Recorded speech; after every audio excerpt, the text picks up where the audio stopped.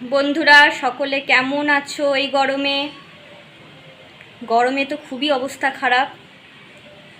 আর খাওয়া দাওয়া তো বললেই একদমই হচ্ছে না, খাওয়া দাওয়া করতেই পারা যাচ্ছে না। আর এই গরমে রান্নাঘরে ঢুকে আবার অনেকক্ষণ ধরে নানা রকম রান্না করাটাও খুবই কষ্টকর। তো আজকে ভাবলাম যে একটু পান্তা ভাত খাওয়া যাক। বন্ধুরা, ভাবলাম যে আজকে একটু পান্তা ভাতটা অন্যরকম স্টাইলে করা যাক। উড়িষ্যা স্টাইলে যে ওরা যে পাখালা ভাতটা করে, সেই ভাতটাই আজকে ট্রাই করব। সেটাই আজকে তোমাদের সঙ্গে শেয়ার করব। তো চলো দেখতে থাকো। তো প্রথমেই দেখো, ঠান্ডা একদম ভাত নিয়ে নিয়েছি। ভাতটা অনেকক্ষণ ধরে ঠান্ডা করে রাখা ছিল। এরপরে দেখো দিয়ে দিলাম জল। আমি কিন্তু এখানে একদম ঠান্ডা জল দিয়েছি, আর একটু বেশি করেই জল দিয়েছি। এবার দেখো দিয়ে দিচ্ছি টক দই। পাখালায় কিন্তু টক দইটাই ব্যবহার করা হয়, কিন্তু আমাদের এখানে পান্তা ভাতে কিন্তু টক দই ব্যবহার করা হয় না। তো দেখো, এবার টক দইটাকে ভালোভাবে ভাতের সঙ্গে মিশিয়ে নিচ্ছি।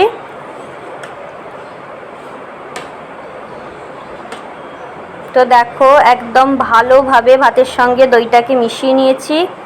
এবারে কড়াইয়ের মধ্যে দিয়ে দিলাম সর্ষের তেল। তেলটাকে গরম করে নেব। তেলের মধ্যে দিয়ে দিলাম গোটা সর্ষে। এবার দিয়ে দিচ্ছি একটু আদা কুচো করে রাখা। তারপর আমি গ্যাসটা বন্ধ করে দিয়েছি। এবার আমি দিলাম কাঁচা লঙ্কা। তো এবার কাঁচা লঙ্কাটাকে তেলের মধ্যে একটুখানি নেড়ে চেড়ে নেব। গ্যাসটা কিন্তু আমি আগে অফ করে দিয়েছি, যাতে লঙ্কাটা বেশি পুড়ে না যায়। এবার আমি দিয়ে দিলাম ভাতের মধ্যে। তো আগে আমি লবণটা দিতে ভুলে গিয়েছিলাম, তো এখনই আমি লবণটা দিয়ে দিলাম। এবার ভালোভাবে মিশিয়ে নেব। তো দেখো, এইভাবেই কিন্তু পাখালা ভাতটা করে, আমি সেইভাবেই করলাম। তো আমি এবার দিয়ে দিয়েছি একটা পাতিলেবুর স্লাইস করা পাতিলেবু।